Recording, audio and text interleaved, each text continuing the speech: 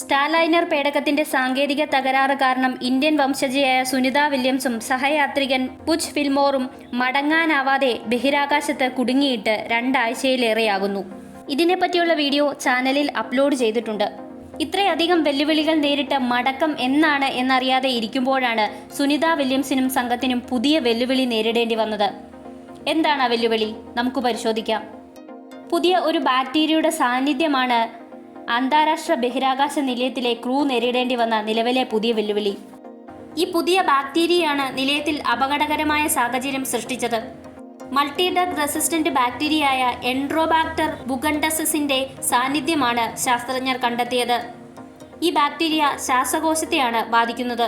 ആന്റിബയോട്ടിക്കുകൾ ഉൾപ്പെടെ ഔഷധങ്ങളെ നിഷ്ഫലമാക്കുന്ന പ്രതിരോധ ശക്തി ഈ ബാക്ടീരിയകൾക്കുണ്ട്. അതുകൊണ്ട് തന്നെ ഇത്തരം ബാക്ടീരിയകളെ സൂപ്പർ ബഗ് എന്നാണ് വിളിക്കുന്നത്. ഇവ ബഹിരാകാശ സഞ്ചാരികളിലൂടെയാണ് ബഹിരാകാശ നിലയത്തിൽ പ്രവേശിച്ചത്. ബാക്ടീരിയകൾക്ക് ജനിതക മാറ്റവും സംഭവിച്ചിട്ടുണ്ടെന്നാണ് പഠനങ്ങൾ സൂചിപ്പിക്കുന്നത്.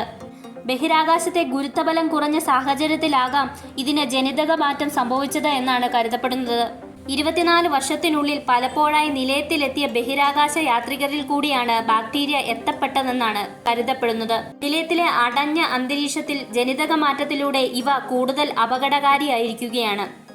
വളരെ കാലം ബഹിരാകാശത്ത് കഴിഞ്ഞ ഈ ബാക്ടീരിയകൾ ഇതേ ഗണത്തിൽപ്പെടുന്ന ഭൂമിയിലുള്ള ബാക്ടീരിയകളെക്കാൾ ഏറെ അപകടകാരികളാണ്. ഈ ബാക്ടീരിയകൾ പുതിയ ആശങ്കയാണ് സൃഷ്ടിച്ചിരിക്കുന്നത്. കൂടുതൽ നിരീക്ഷണങ്ങൾക്ക് ശേഷം മാത്രമേ യാത്രികർക്ക് തിരികെ മടങ്ങാനാവൂ.